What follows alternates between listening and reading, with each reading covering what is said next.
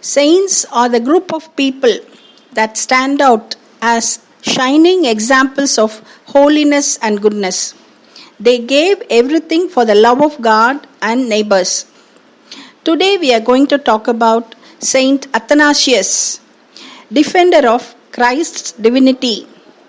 Saint Authanasius was born to Christian parents in Egypt, raised in the faith, and mentored in his youth by the Bishop of Alexandria, whom he accompanied to the Council of Nicaea. He later became the Bishop of Alexandria for 45 contentious years and was exiled 5 times, some of them difficult, dangerous, and prolonged absences. He lived a colorful life at the very heart of the theological controversies of the 4th century. He was the most eminent church leader opposing Arianism on the basis of the Nicene Creed in 325. Arius, around 323, priest of the Alexandrian Church, influenced by certain strands of Neoplatonic philosophical thought, taught that the Son of God, incarnate in Jesus Christ, could not possibly be God, but was the most exalted of all God's creatures. He denied the divinity of Christ and began spreading word that Jesus Christ was not truly divine. Athanasius was consecrated as the new Bishop of Alexandria in 328 and continued the fight against Arianism. Over the course of his life, Athanasius was banished 5 times and spent 17 years of his life in exile for the defense of the doctrine of Christ's divinity. So, after the Nicene Creed, Arius and 2 bishops who would not sign the creed were sent into exile. But after some years, at a council of bishops in 335, they charged Athanasius and banished him to Germany, first of his 5 exiles. Athanasius played an important role at the Council of Nicaea in promoting the non-biblical Greek word homoousion to describe Christ's relationship with the God the Father. The English word consubstantial came from homoousion.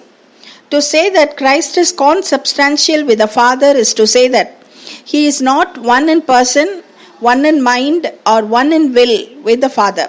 He is distinct from the Father in his personhood, his mind, and his will. But Christ is entirely united to the Father in his substance or nature.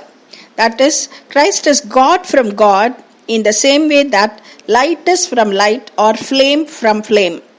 A wick carries a new flame away from its source to burn the same or hotter somewhere else without diminishing its parent's fire. One source, 2 flames, generating heat and light in different places for different people. Christ did not become God sometime after he was born of the Virgin Mary. He did not develop into God as a teenager, nor was he bestowed with divine powers in some pivotal events.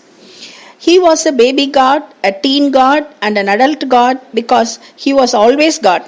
He was fully human but also fully divine, and these 2 natures were united in one complex person. Before understanding what Christ did, it was necessary to establish who he was.